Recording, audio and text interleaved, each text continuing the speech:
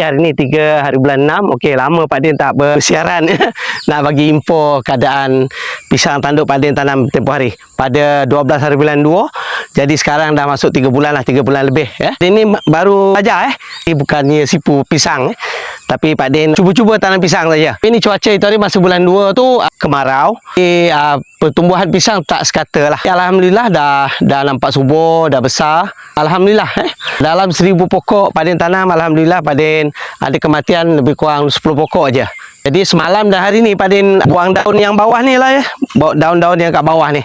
Jadi yang kering, jom kita tengok masuk dalam kebun Pak Din sini ya. Ni semalam Pak Din buat. Tengok Pak Din buang daun-daun bawah kering ni. Cuba-cuba aja ya tanam pisang ni.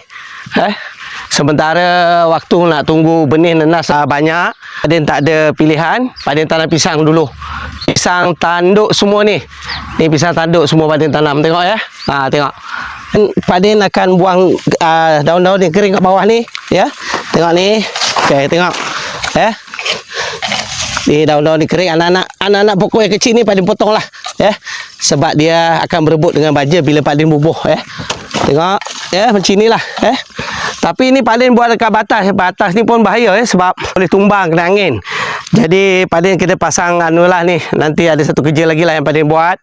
Kita tengok keadaan. Pak Din bukan sipu Kalau salah minta maaf Lepas Pak Din potong daun bawah-bawah ni Bila Pak Din buang daun contoh macam ni macam ni nanti Pak Din akan sembuh racun kulat, racun serangga dan juga Polytabicon Super 3 dengan Super Gold.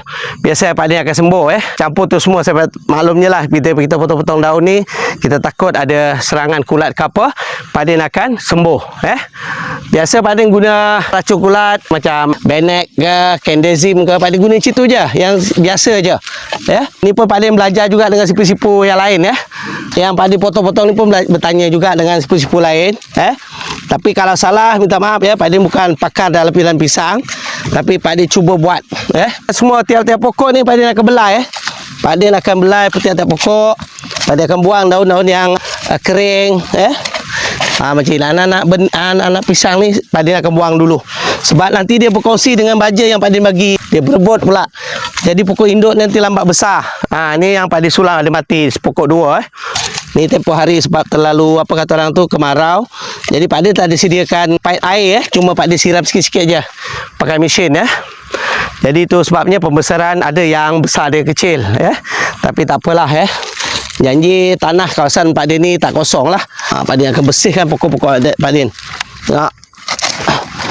Alright. Setiap pokok Pak Din akan cek ini anak pokok ni kita buang Anak pokok kita buang. Pak Din buang aja. Kalau ada masa nanti Pak Din akan timbuslah pokok dia Sebab apa? Untuk mengelakkan daripada pokok tumbang ke kena angin apa semua Patutnya kita tanam di atas tanah yang berotor datar saja. Ini Pak Din atas batas sebab itu hari benih nenas Pak Din tak cukup. Jadi pada terbiar Pak Din tanam dulu pisang tanduk